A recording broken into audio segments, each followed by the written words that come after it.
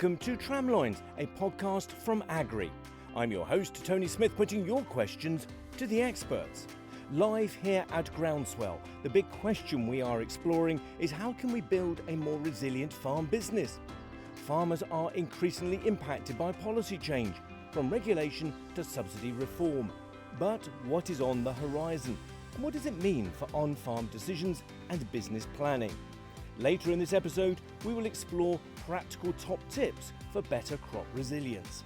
So let's start by speaking with Ed Barker and Vicky Robinson from AIC, Mike Gooding from AHDB and a Farming Systems Director, and Neil Harper, Agronomist with Agrii. This episode qualifies for basis and Noroso points. So welcome to you all, and thanks for coming along to Groundswell and the Agrii stand here on what is quite a sort of a blowy, wintry day almost, it feels, doesn't it? I mean, Ed, the warmth of the summer has gone for the moment, doesn't it? Given how warm it was yesterday, today is quite a contrast, but quite a welcome one. We just need a bit more rain, not necessarily for the show, but for some of the crops around here, probably. Yeah, absolutely, a good call. So let's start off by thinking about, policy and policy changes that have really, created a problem for farmers, but also an opportunity over the last few years. So can you start us off by saying, well, why should a farm business really take note of the intricate detail of policy, not just what's there now, but also what's coming along in the future? Why is it important? Well, you might remember 5 years ago, we left the European Union. I'm not sure if everyone remembers that.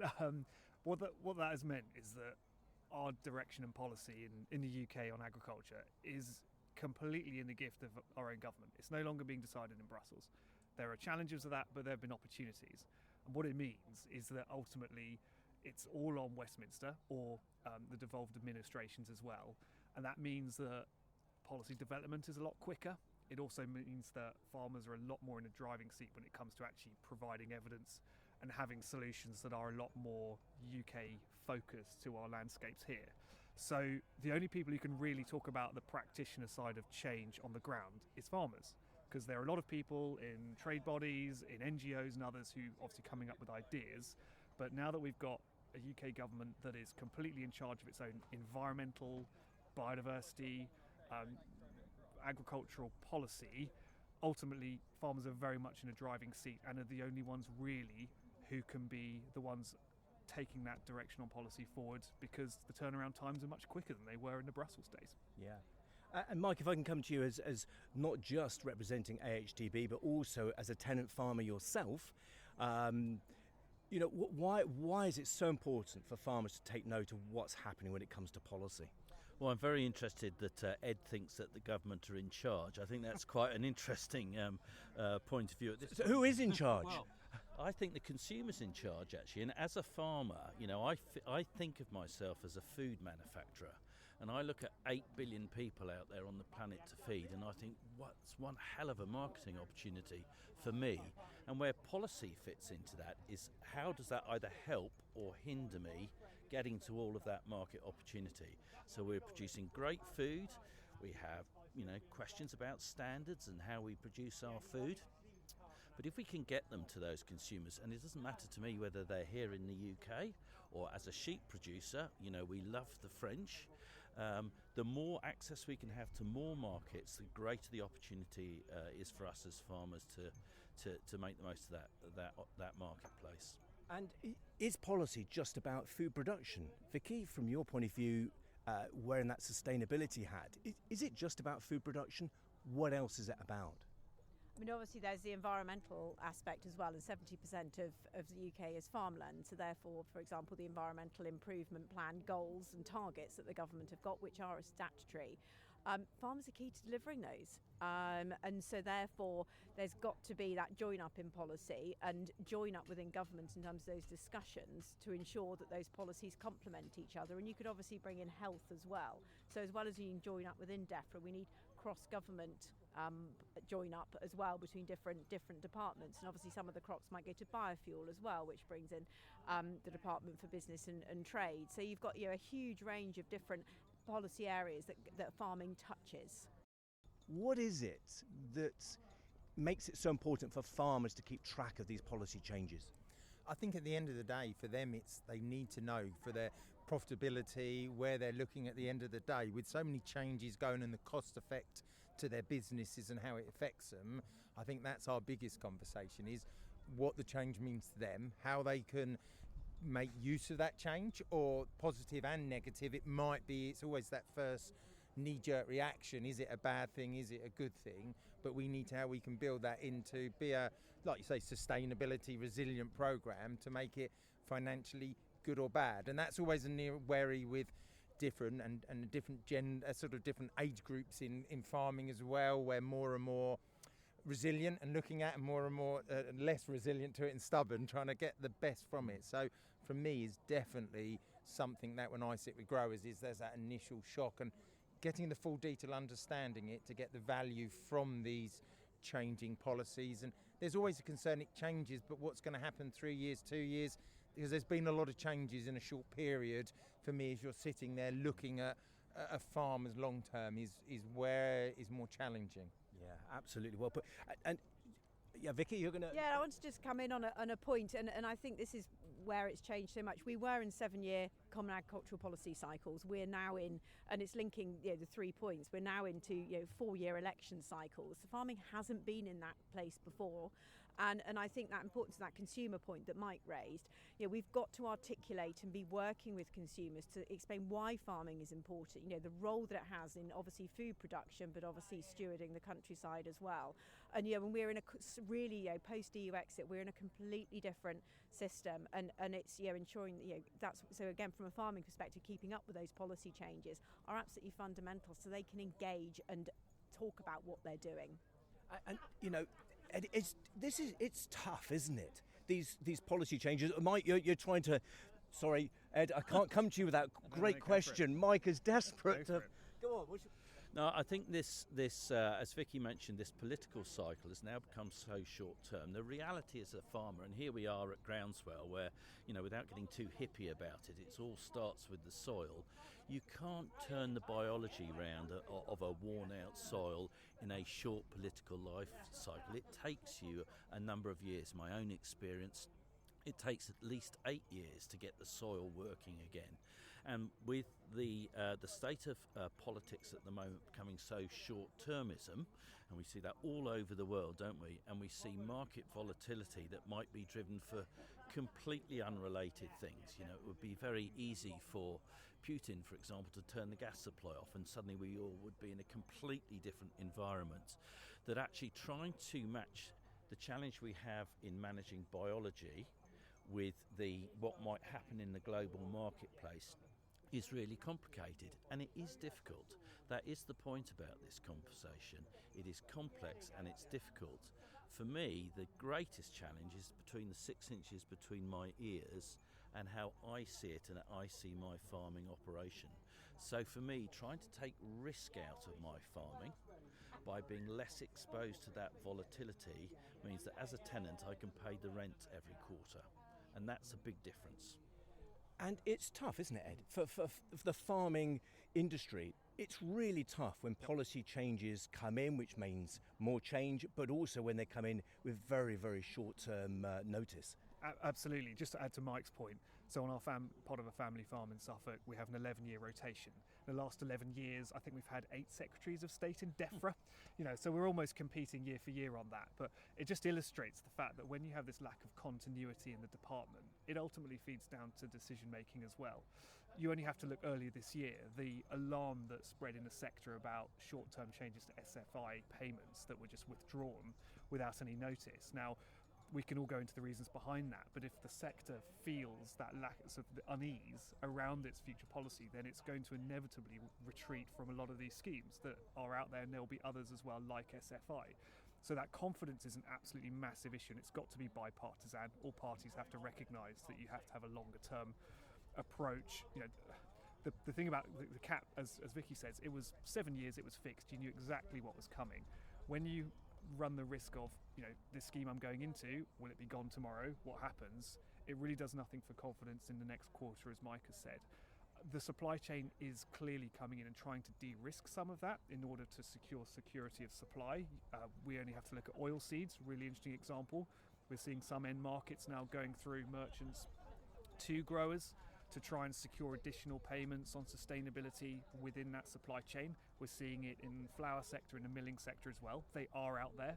Payments, I think, of up to £120 a hectare in certain circumstances. So there are those risk strategies out there for the end market, and that is one way to try and address the uncertainties, if you like, of politicians, which some cynics may say may never change.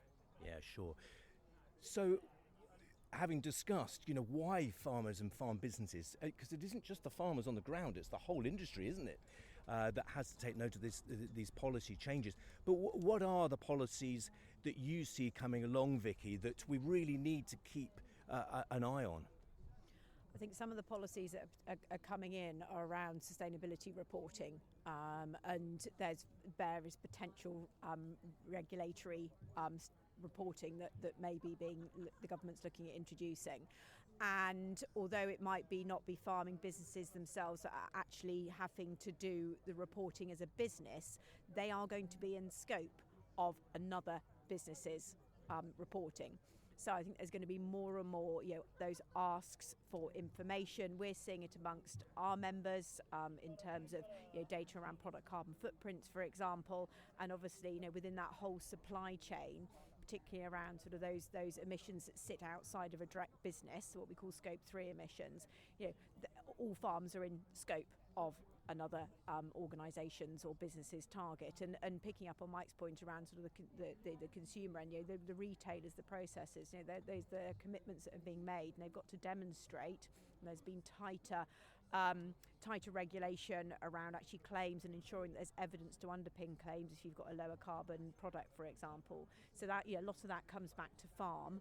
And so I think there's going to be an increasing ask on that, and DEFRA are looking at that, and they are looking at how they can encourage greater alignment between the carbon calculators, which has been a lot of discussion that there's multiple calculators out there and there's not confidence in terms of the different outcomes and different figures that you might get. So I can see that only increasing. Sure. Neil, farmers listening today are going to be going, really? Even more red tape, even more reporting? This is taking up so much of my time. Is that what they're going to be saying? 100%. I was just thinking then that's something else, more of farmers' record keeping. It puts them off a little bit. They with SFI and all the recording, what they have to record, and if you've got involved with carbon, it's a bit of a minefield at the moment to know what you're actually getting, where you're going, and what you need to do it. We spoke earlier, you have the different generations of farmers. Some of them, this is a rabbit in a headlight, trying to record all this information, where you record it, what you need to record it. With all the policies and the schemes, I think the biggest thing we have is, what do I actually need to do to be compliant with this, to do this? What's going to happen if I have an inspector? There's talk of more inspectors coming on different things at the moment, investing more money. That is still farmers and advisors getting this information out of what people need for these going forward. For integrated advice across your whole farm business, visit agrii.co.uk/our-services/business-consultancy. Very, very interesting. Ed, from your point of view, what can a farm business start to do to mitigate some of these changes already having a massive impact on farms? Yeah, you asked a question about what's coming and how is this relevant. 3 F's that I've just been thinking in my brain: feed, fertiliser, and the French. And many farmers will be wondering what you were going to say then, I have to say. So just say those again. The reason why. So one thing we're seeing in the market at the moment, one of the biggest customers for UK cereal sector is the animal feed sector. It's a 15 million tonne market. About half of that is provided by UK farmers and growers in a number of different products. It's the single biggest source of demand. It's changing in what it wants. It wants to be less reliant on imported products generally. Soya being one that's particularly in focus. So those domestic production of alternative of proteins into rations, obviously peas and beans are one of those that come up, but others as well, like lupins. Even rapeseed is really important for the feed sector to have quality rape meal coming through. So having those conversations with feed mills, for example, it's amazing how many farmers are developing those direct conversations so that they can have that supply, because feed mills want that continuity of supply, and that's a big area of opportunity. Fertiliser is the other one. We know that something called the carbon border adjustment mechanism is coming in the next few years. It will be a carbon price tracker on on fertiliser, both domestic and imported. That will change in terms of some of the cost structures around fertiliser, potentially, particularly on imports. And the last, I mentioned the French, not directly, because we've got a new approach with the European Union that's going to impact the type of available active substances we have. In theory, we're going to align on pesticides. That means that the actives in the EU will be available in the UK. Obviously, that's potential opportunity because we'll have all of the substances that we don't have at the moment. It does mean there might be challenges on products being removed. So we have to now go back to the good old days of working out what's happening in Brussels with UK involvement on potential active substance availability. What can a farmer do? One top tip that a listener can take away that could help them manage their farm business through change. I think the single most important thing you can do is be clear about what it is you're trying to achieve. As Vicky said, every farm is different. The biggest variable is the person looking after it. And when you're very clear about what it is you're trying to do, the rest of it becomes much easier. Give you a very quick example. I had a eureka moment a few years ago when my vet said to me, stop thinking about how you treat lame sheep and start thinking about how you don't get lame sheep in the first place. And that transformed the way we managed our flock. And the good news is it took us from making a loss on sheep to making a profit. So often when you connect the economics, the environment and the ethics together, you find it's more profitable. Yeah, good point. Very good. Neil, what would be your top tip to a farm business listening today? I think it's not to be scared what's coming. We need to embrace it. As a business, you don't have a lot of saying it, but it's understanding what they do, but how it's going to affect your business. We the environmental schemes, everything else is how can it benefit and work in harmony with what you're doing to get the best out of these policy changes that are coming, how we can utilise them to get the value from them. And that's the biggest thing I can see from it is if you're not careful, you can get weighed down with too much of what goes on. For you as a business, how can it benefit you as a business or a farmer for growing more profitable crops, getting a value to keep you moving forward in the right direction for your business? Yeah. Vicky, what would you add? So picking up on Mike's point, and it is something that actually it just summarises my Nuffield farming scholarship, dare I say it, which is that identify where a business wants to go. Where are you going? And how are you going to get there, and where are your gaps in knowledge, and where are you going to find those knowledge gaps? But equally, you've got to be in a good mental space to do that. It's not easy to stand back from your business and think, what is it that we want to achieve, which might not be continuing, dare I say it. And so I think it's strong mental health and talk to other people, that importance of sharing knowledge, but also that just talking to other farmers and realising you're not alone and there are other people to support you as you go through this is really important. And that's such a valid point, isn't it? That if we're in a good place ourselves, actually we're able to cope with change better. And you look at the event today and you look at the different age groups and the conversations going on. They're focused conversations, aren't they? As well as people enjoying themselves as well. Final comment to yourself, Ed? I think it's a continuation of that, Tony. Farmers have got to tell their story. Now that we can design so many more policies here in the UK, things won't change, or things won't be put in the right direction unless farmers tell their story about how things coming down the line might help them positively or it might help them negatively.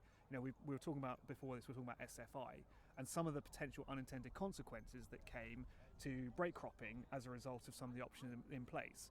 What we need is that for those farmers on the ground and agronomists and others to be able to say, look, these are the potential knock-on challenges, the unintended consequences, because ultimately people sat in Whitehall aren't going to know. They only know what they know. The people on the ground working the land long-term will know the longer-term impacts of policy change, for better or worse. And that's it. And that's why events like today are so important, because it's that direct, lived experience of the fact there are no silver bullets in life generally. Everything has a trade-off, understanding how that journey takes place. But people will only know that by speaking to farmers directly. Yeah. Well, thank you to all of you very much indeed. Mike, Ed, Vicky and Neil, thank you for your time today. Thanks. So, hello there, Tom and Libby. Great to see you here for part 2 of this really interesting podcast. So we've talked a lot about policy and what farmers can do to mitigate the risk of policy changes. Well, now we're in a soil pit here at Groundswell, and we're going to talk about that. How can that farm build resilience? Because that's so important when it comes to economics. So, Tom, let's start with yourself, if that's okay. You know, what does it mean in terms of building resilience in your crops? I knew you were going to ask me that. What does resilience mean in agriculture? It's a big question, and it depends on how you go about your farming methods, what your practices are and everything else. But ultimately, the business has to make money. Yeah. Bottom line, no messing around, forget the fluff, that's what we've got to do. We've got to make that business money. So how do we do that? We've ultimately got to start at making sure that your biggest asset on farm is set up right, and that's your soil. Right? I mean, every time I go out and do a talk with guys talking about nutrition, I start kicking the dirt, they start frowning at me and thinking I've lost my marbles. And I say, well, this is your biggest asset. Forget your buildings, forget your tractors, your land, your soil. That's what's going to make your margins. Let's get that set up right. I think if you can understand what you're working with, what you've got in the soil, what your structure looks like, what your texture looks like, you've got a building block and a foundation to work from in the future. Yeah, absolutely. So therefore, where do we start? And how long is it going to take us to build up a really good soil profile that's really healthy? So where do we start, Tom? Well, we're in a soil pit and we're looking at some pretty heavy soil that's had cover crops for 5 years, not had much mechanical intervention. It's fair to say it hasn't really found much advantage from cover crops. So we're just in the soil pit here at the weaving stand, and we can see that the mechanical action of dragging through that low disturbance subsoiler has actually sent fractures down into the subsoil. So we start talking about the soil, we start talking about structure, we start talking about organic matter, but ultimately get the RHIZA guys in, get the spade out, find out what your pH level is. That's like nutrition 101. When you're talking about nutrient efficiency, you'll have heard it in other podcasts. Get the pH right, that's a good starting point. All the microbes can work better, your nutrition will get taken up better and everything else. Then you can start looking at what you're doing about your organic matter to build that structure up. If you've got structure, you've got the right pH, we're going to start heading towards something that's resilient. It's going to be able to take in more water. It's going to have more oxygen in there. It's going to be able to maintain plant growth because, we'll open a sweepstake as to what we think Mother Nature's going to do for spring 26, won't we? And that's one of the great things about using RHIZA is getting that routine of soil sampling set up. And I think that's still some of the details that perhaps get missed. Yeah. So Libby, that's the question for you, isn't it? Do you think that farmers are routinely soil sampling or could do much more of it, and that could help them, I guess? So we know that for compliance of red tractor assurance purposes, farmers are testing their soils every 4 to 5 years, but sometimes they're just doing these as a tick box exercise. So what we're encouraging them to do is actually map that across the farm and actually analyse what's going on there and take note of that information and work with it. So what indices do you have? What are you going to do about that? Looking at your pH, is that restricting your nutrient availability? And this can inform your product choices later down the line. Also your when it comes to texture and your organic matter, what cultivation practices you might decide to use. Find out more about the digital tools available to your farm. Visit the RHIZA website and download brochure. RHIZAdigital.co.uk. What do farmers stereotypically, or agronomists of course, what are they looking at and what are they looking for? So one of the big things about soil structure is we've all seen the lovely AHDB guidelines about what sort of texture we want. And actually, as soon as you start moving the dirt around, as soon as you start sticking a spade in it, you'll get a really quick idea of what you're dealing with and what your starting point is. And we can see here, this is just droughted out, as beautifully demonstrated there by a large lump cascading off. And you also know that it's particularly dry because you've used the low disturbance subsoiler at quite a key point, because what's happened is the fractures have actually gone down into the subsoil as well. And we've seen that in a number of cases along here. So it just goes to show that actually you don't necessarily always need to stick a big old subsoiler right down in the ground, burn all that diesel with all that horsepower, when in actual fact 8 inches on the top could send a fracture all the way down. So you're still getting the air in there, which is what we're trying to achieve. Yeah. The other thing you want to try and doing with this is understanding where you are with your organic matter, what your ambitions are, where you'd like to be, so you set yourself a goal, and then you decide how you're going to then achieve that target, because organic matter takes a long time to build up, and therefore you're going to want to do it in stages. So are you going to do that by doing a straw for muck deal? Are you going to be importing muck? Are you going to be, I mean, we've just started, as you know, I'm a big fan of these sort of cyclic pellets that we're starting to deal with now. Are we going to be putting those down the spout every time we drill?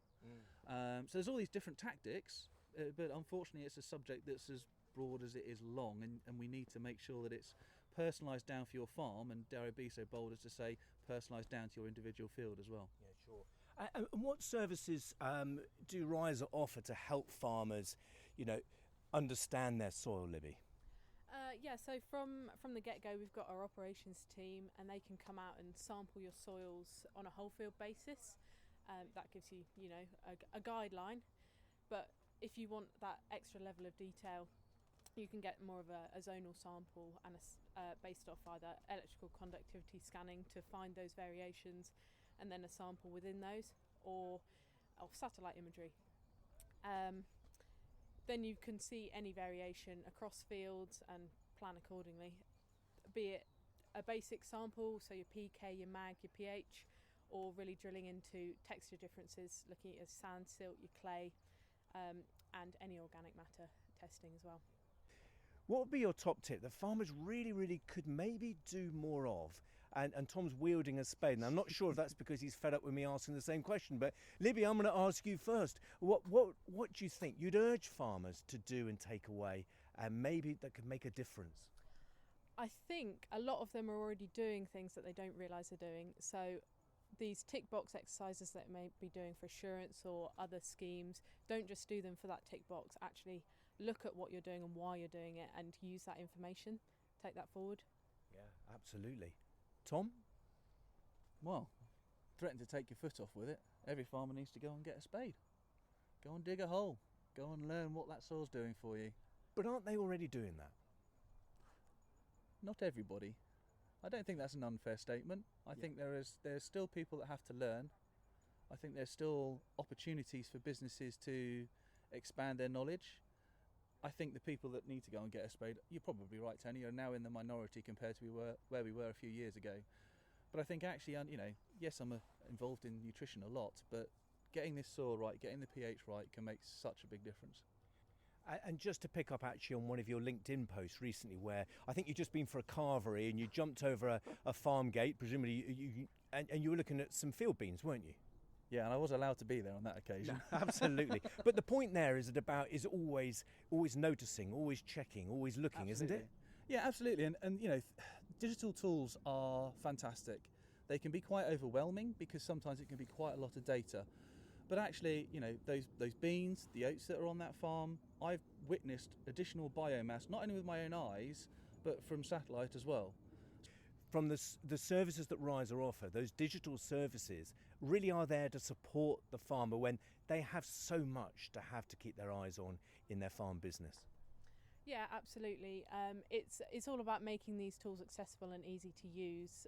Technology can be overwhelming, like Tom said, and it's not something everyone's been brought up with. So making them easy to use, not time consuming. We're all pressed for time.